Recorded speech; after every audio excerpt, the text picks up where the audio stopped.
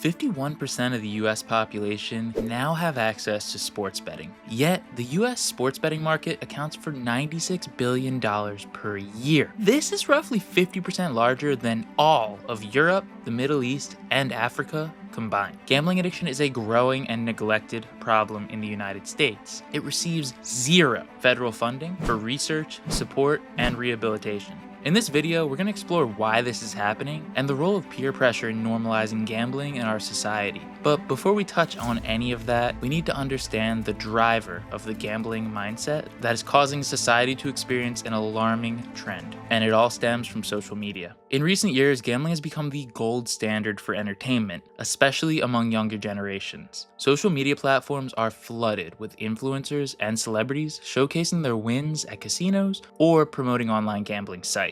We see streamers like Bossman Jack, AZ, Exposed, and Rothstein gambling hundreds of thousands of dollars on single spins, acting like it's normal. And they don't mention that they're using the casino's money, and that they're more often than not getting paid a portion of your losses forever if you sign up with their code. These influencers don't often highlight the dangers and potential for addiction when it comes to gambling. Instead, they glamorize the lifestyle, making it seem exciting and of course profitable. We see countless celebrities like Rob Gronkowski, Tom Brady, Kevin Hart, and Vanessa Hudgens being paid big money to serve as the spokesperson for gambling websites like FanDuel, DraftKings, and BetMGM. They're also the ones that are giving out information about responsible gambling.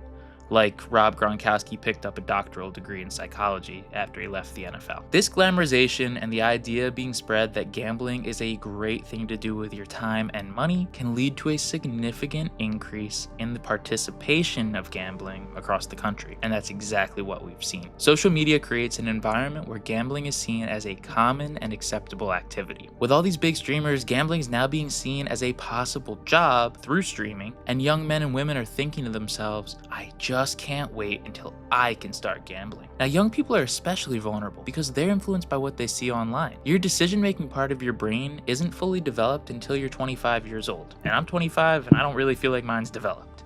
Yet, we see people making the decision to start gambling sometimes as often as age 12. Yet the casinos are, of course, making sure that everyone's of age, right? According to the National Council on Problem Gambling, around 2 million Americans are pathological gamblers, and another 4 to 6 are considered problem gamblers. Despite these numbers and all of the trends we've discussed so far, federal funding for gambling addiction is non-existent. The lack of federal funding for this addiction should be alarming to you. While states allocate some resources, it's often not enough to meet the needs of those who are affected, and many of the state budgets for gambling addiction haven't been changed for decades, despite this massive boom in gambling we've seen since 2018. Let me put this in perspective for you. In the United States, funding for substance use addiction is 338 times larger than gambling addiction. The argument here isn't for less funding for substance use issues, but for more funding for gambling issues. This gap leaves many people without the necessary support that they need to overcome their addiction. And when problem gamblers feel isolated or stressed out from massive debts, more often than not, their immediate thought is that a big win will solve it all. This thinking is also why 20% of people with a gambling problem will consider or make an attempt to end their life. When you pair all of this up with the mass normalization of gambling, we're looking at the potential for a nationwide public health catastrophe. Everywhere you look, you see gambling promoted. Every college fraternity, and even high school friend groups for that matter, seem to be pushing sports betting on their members, to the point that the term degenerate has now become a badge of honor, and you're the weird one if you don't gamble. Now, this particular issue hits home with me. I'm Rob, and I'm a recovering gambling addict who made his last bet November the 12th of 2022. All around me, my entire life, was sports. I grew up near Philly, and every single time I saw my friends or my family had a party, it would be centered around either an Eagles, Phillies, or Sixers game.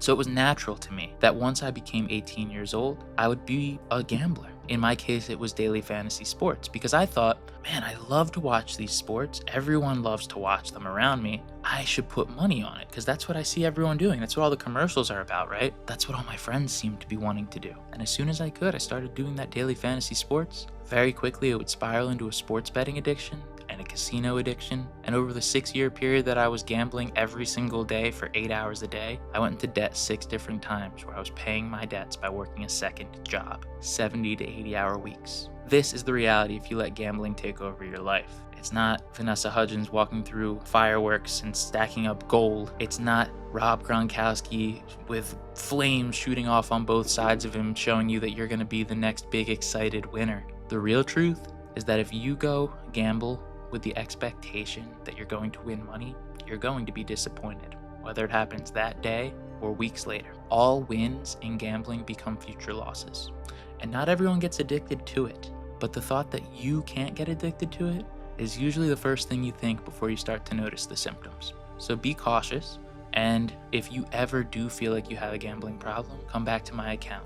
Hit that subscribe button to avoid making the same mistakes with your life that I made with mine. Now, what's also important to note is that the consequences of a gambling addiction extend far beyond just the individual affected. Families can be torn apart, careers can be ruined, businesses ruined, and communities can suffer. The economic impact is also significant, with billions lost each year due to gambling-related issues. In fact, it's been estimated that the annual social cost of problem gambling in the United States is $14 billion per year. That's not usually factored in when states approve gambling. Gambling addiction costs the US economy in healthcare, lost productivity, and crime. Yet these costs are never factored into the discussion when politicians are voting on promoting gambling in their states. To them, it's all about the tax dollars they'll generate, not the dollars that they're going to have to shell out later to clean it up.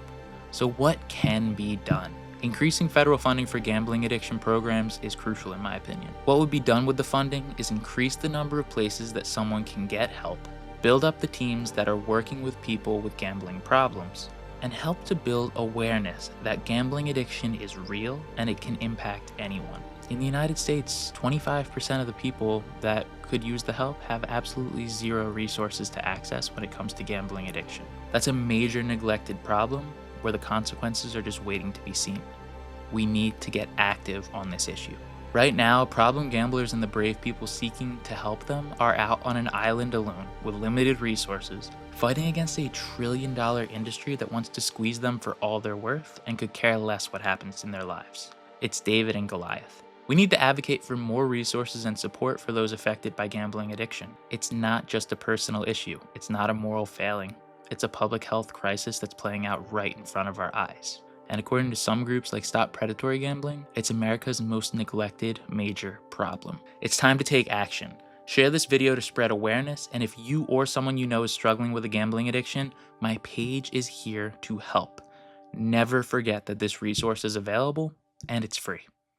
Let's work together to stop this silent epidemic before it destroys more lives and more communities in our country. All of this is going to happen one day at a time.